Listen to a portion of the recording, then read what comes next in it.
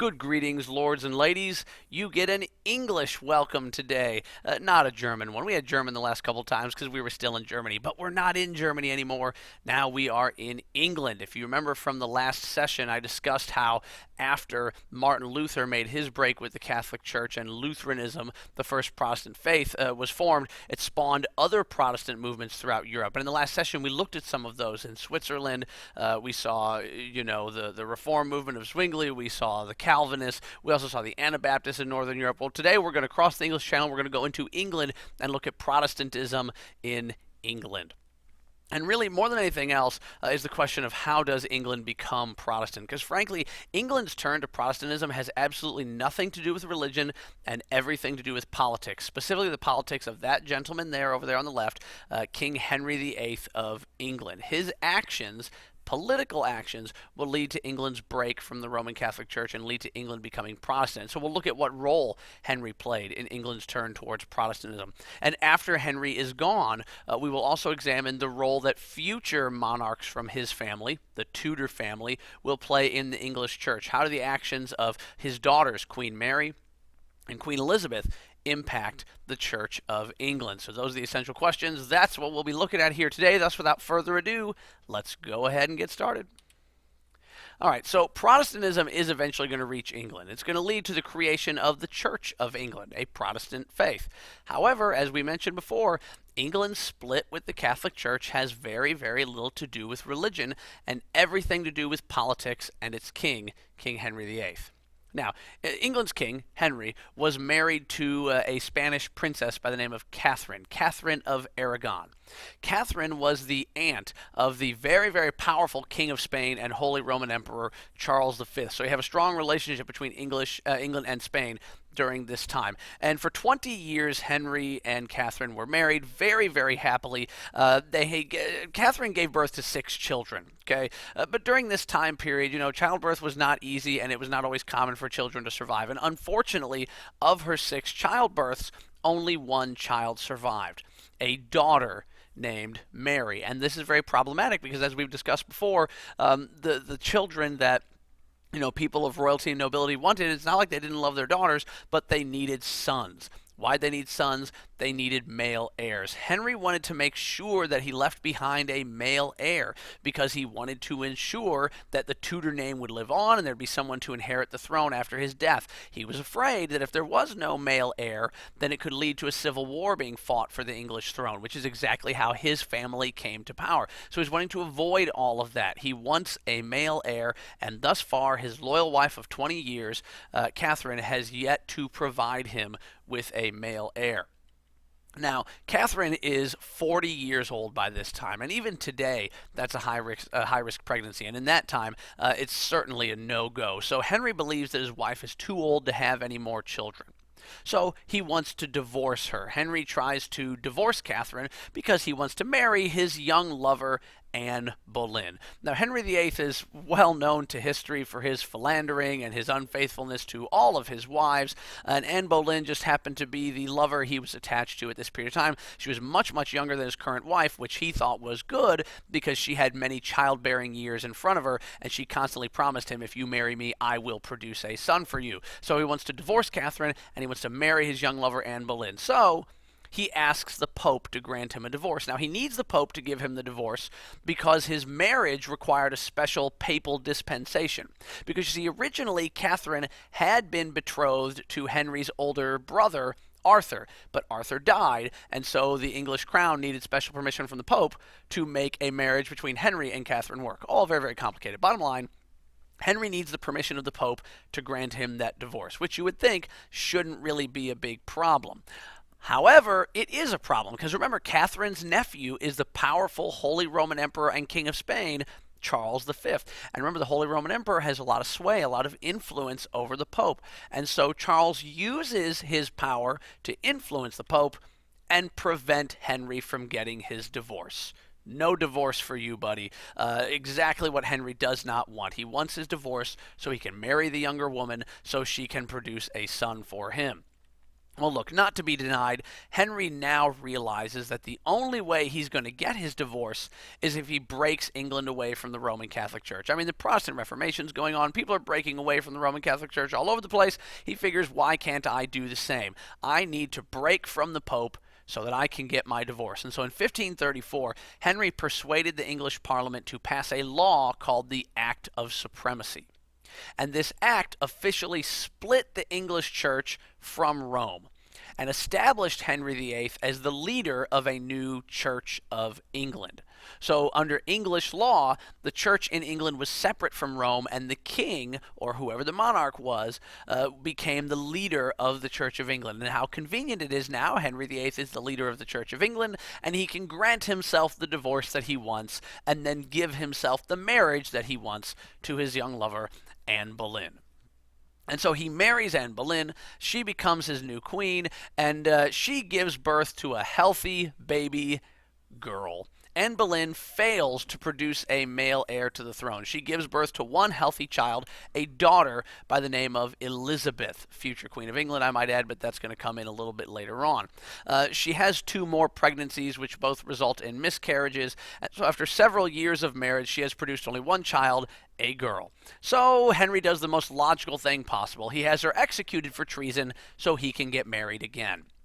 And he basically makes up a bunch of charges because he divorced one wife. He's just got to get rid of this one. I mean, he charges her with treason, witchcraft, incest, you name it, all the things that would get her killed. And Anne Boleyn was executed by beheading, removing her as a problem from Henry's life. And Henry would go on to get married 4 more times. But how ironic it is that the woman for whom he broke England away from the church so he could get married to her, he became dissatisfied with her and had her killed so he could just get married again. And speaking of all those other wives, who else are these people that Henry was getting married to? Well, of course, we have wife number 1, Catherine, his loyal first wife to whom he was married for 20 years. He divorced her because she didn't produce any male children. Then we had wife number 2, Anne Boleyn, whom he married thinking that she would produce boys for him, and she didn't, so she was charged with treason and executed.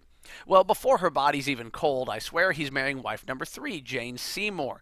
Now, Jane Seymour does indeed give birth to a boy, a son, Edward, who would later become king, but unfortunately, her pregnancy was difficult.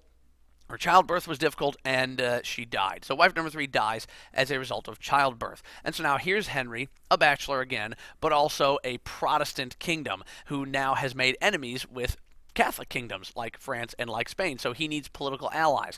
Where are you going to find Protestant political allies? In Germany. So he knows he's got to marry Germany. So he sends advisors off to Germany to find him a suitable political ally.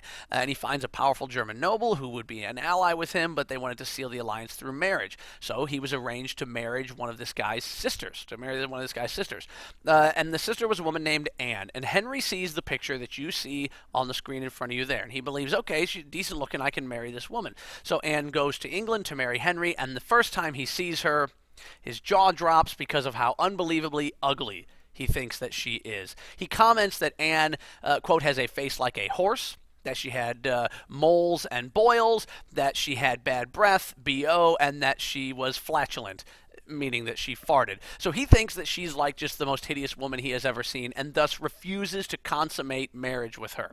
Consummate means intercourse, and during this period of time, for marriages to be legal, you had to consummate the marriage, and he absolutely positively would not do it.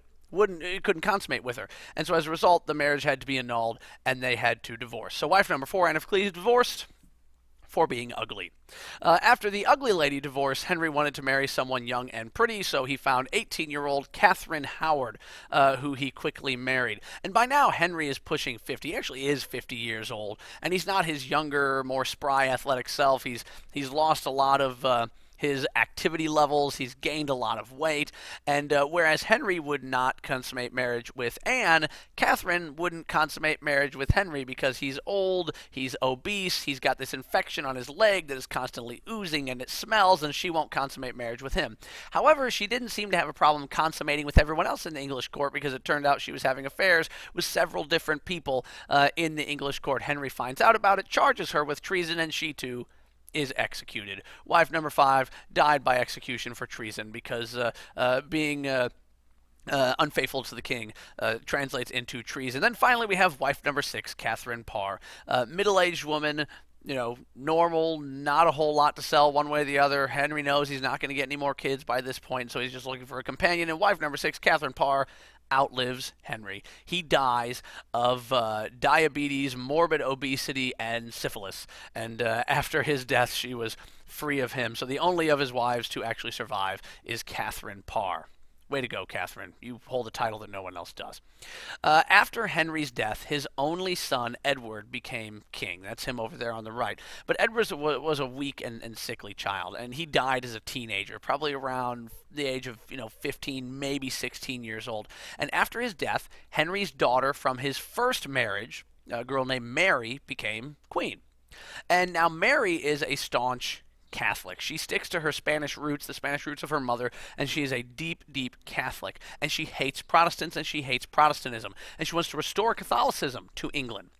Well, to achieve this goal, she violently persecutes Protestants by having them arrested as heretics and, of course, burned at the stake. And so for her actions, people in England nickname her Bloody Mary. Now, was she really all that bloody? I mean, in her 5 years of reign of being queen, she did burn about 250 Protestants at the stake. And, there's no such thing as an acceptable minimum number of people you've burned alive. But if you compare that number to her dad, who during his reign as king had somewhere around 80,000 people executed, then she would have to reign as queen averaging 50 people per year for about 1,600 years to be as bloody as her father was. Well, either way, she gets the bad reputation. And no, if you go in the bathroom, turn off the light, and look in the mirror and say Bloody Mary 3 times, she's not going to come out and get you. But her actions did strengthen support for Protestantism in England rather than get rid of it. Well, after Mary dies, after only 5 years on the throne, her Protestant half-sister Elizabeth became queen in 1558. Remember, Elizabeth is the daughter of Anne Boleyn. How funny it is that the 2 daughters that Henry didn't want are the ones who would take power and be influential after him. Now, there's a lot to be said about Queen Elizabeth in the future because she's probably the most important, the most influential ruler in England when it comes to their development into a great world power, but we don't have time for that today. That's a story for another time. As far as religion is concerned, Queen Elizabeth takes a much more moderate approach to religion. She knows she's got Protestants and Catholics in her kingdom who each want something. And so what she does is she takes the middle road, and she blends together Protestant and Catholic beliefs in the English church to form the religion that is today called Anglicanism, and that is Protestantism in England. So we saw why England broke from the Roman Catholic Church, and it had absolutely nothing to do with religion and everything to do with politics and Henry's desire to have a male heir. So we saw how Henry played the role of getting England broken away from the Catholic Church. He did get that son. How about that? Didn't do too well as king when it came to that son. And then we also saw how his future children, his daughter Mary and Elizabeth, also impacted the English church. So those are the essential questions. This is the end of our unit on the Renaissance. So make sure that you study these essential questions. Be ready to talk about them the next time that we meet. And as always, until that time, I bid you farewell.